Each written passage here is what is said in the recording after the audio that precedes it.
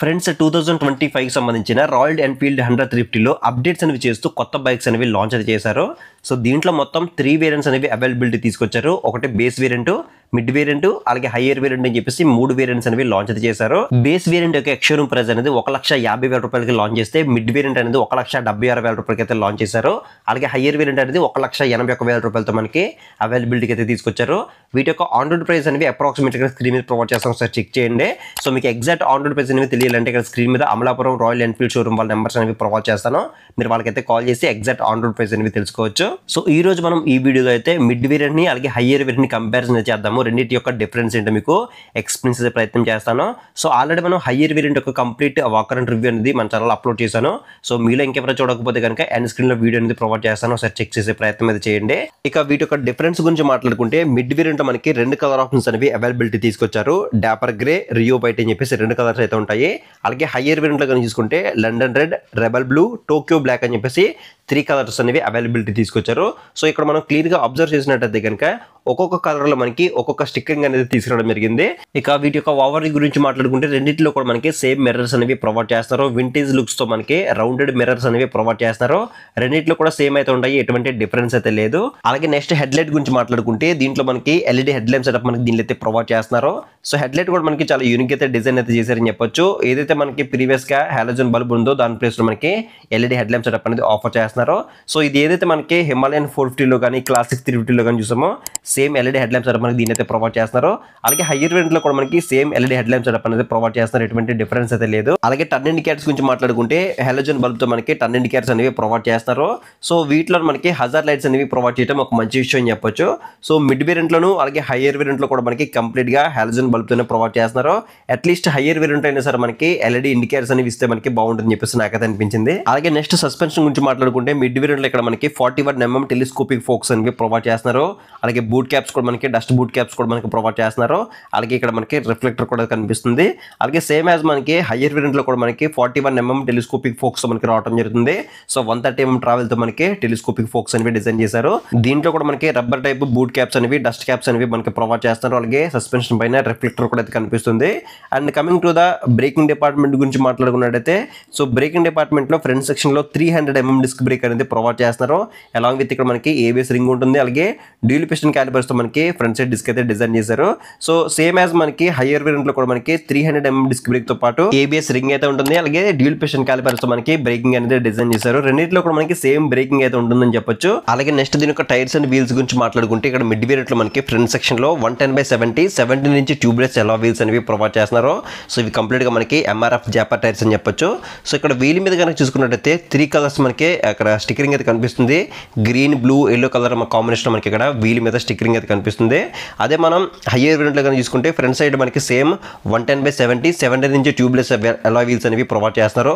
But ఇక్కడ stickering అని మనకి ఏమైతే లేదనమాట, ప్లెయిన్ గా అయితే ఉంది. And next coming to the engine department గురించి మాట్లాడుకుంటే, ఇంజిన్ వచ్చేసరికి మనకి 349cc single cylinder 4-stroke 2 valve తో air or oil cooled SOEC engine మనకి ప్రొవైడ్ చేస్తున్నారు. రెండింటిలో కూడా మనకి సేమ్ ఇంజిన్ ఉంటుంది, ఎటువంటి డిఫరెన్స్ అయితే లేదు. రెండు కూడా మనకి same power and torque figures అయితే ప్రొడ్యూస్ చేస్తాయి. సో 20.2 PS పవర్ అలాగే 27 Nm టార్క్ ని ఇంజిన్ అయితే జనరేట్ చేస్తుంది. సో ఇంజిన్ కి మనకి ప్రొడక్షన్ లో ఇంజిన్ గార్డ్ అయితే ఉంటుంది. అలాగే బ్యాక్ కింద మనకి సంపు గార్డ్ కూడా మనకి ప్రొవైడ్ చేస్తారు. సో ఇంజిన్ డిపార్ట్మెంట్ లో కూడా మనకి ఎటువంటి చేంజ్ అయితే మనకి నోటీస్ చేయడానికి లేదని చెప్పొచ్చు. అలాగే రెండింటిలో కూడా మనకి 5-speed గేర్ బాక్స్ అనేది ప్రొవైడ్ చేస్తున్నారు.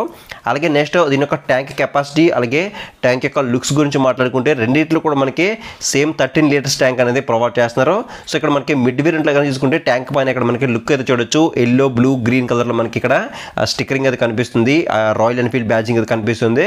అలాగే ఇటువంటి స్టిక్కరింగ్ ఉంది కాబట్టి మనం ఎథనాల్ బ్లెండింగ్ పెట్రోల్ కూడా దీంట్లో మనం ఫిల్ అయితే చేయించుకోవచ్చు.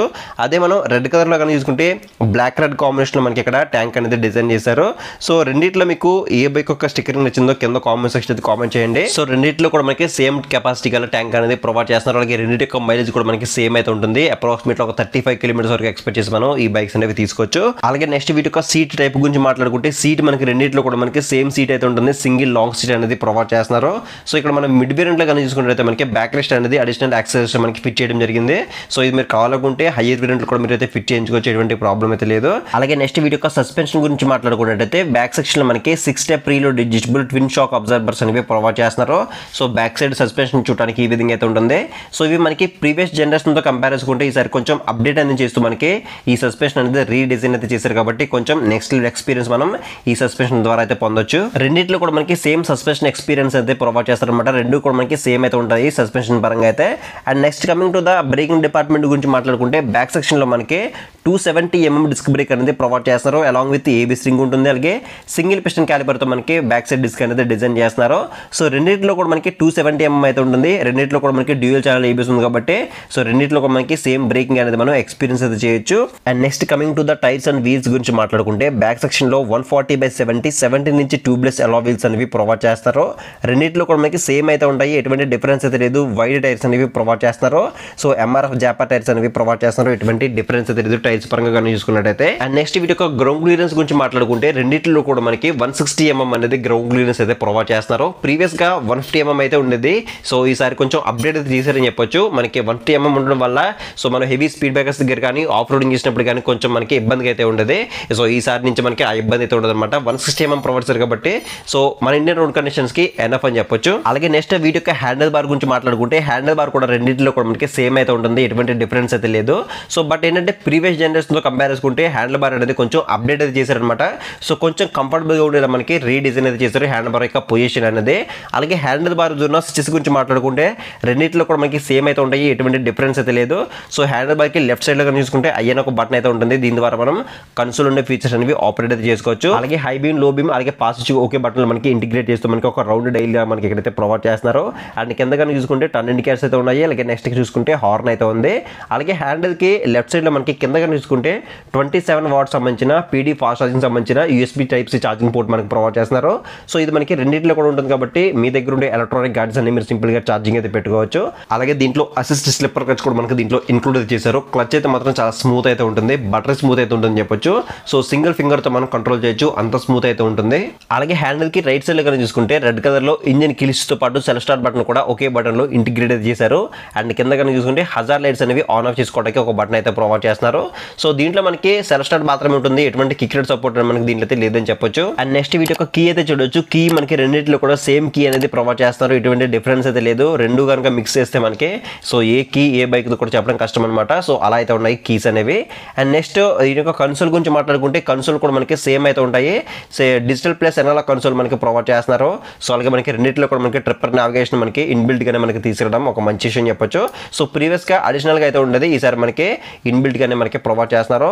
సో కన్సోల్ ఉండే ఫీచర్స్ కూడా మనకి సేమ్ అయితే ఉంటాయి. కన్సోల్ ఉండే ఫీచర్స్ మీకు తెలియాలంటే నేను ఆల్రెడీ వాకర్ అండ్ రివ్యూ అయితే మాట్లాడాను, ఒకసారి మీరు ఆ వీడియో చెక్ చేసే ప్రయత్నం అయితే చేయండి. ఇక ఫైనల్ గా నేను అబ్జర్వ్ చేసిన మేజర్ డిఫరెన్స్ ఏంటంటే వీటి యొక్క ప్రైజెస్ అలాగే వీటి యొక్క కలర్స్ మాత్రమే మనకి డిఫరెన్స్ అయితే కనిపిస్తుంది. ఇంకా రిమైనింగ్ గేమింగ్ కూడా మనకి మిడ్ వేరియంట్ కి అలాగే హైయర్ వేరియంట్ కి ఎటువంటి డిఫరెన్స్ అయితే కనిపించట్లేదు. సో ఇది ఫ్రెండ్స్ మొత్తానికి అయితే 2025 సంబంధించిన రాయల్ ఎన్ఫీల్డ్ 100 యొక్క మిడ్ వేరియంట్ కి అలాగే హైయర్ వేరియంట్ కి ఉన్న డిఫరెన్స్ అలాగే ప్రైస్ మీకు ఎక్స్పీరియన్స్ నేను అనుకుంటున్నాను. సో మీకు ఇంకేదైనా డౌట్ ఉంటే కింద కామెంట్ సెక్షన్ అయితే కామెంట్ చేయండి.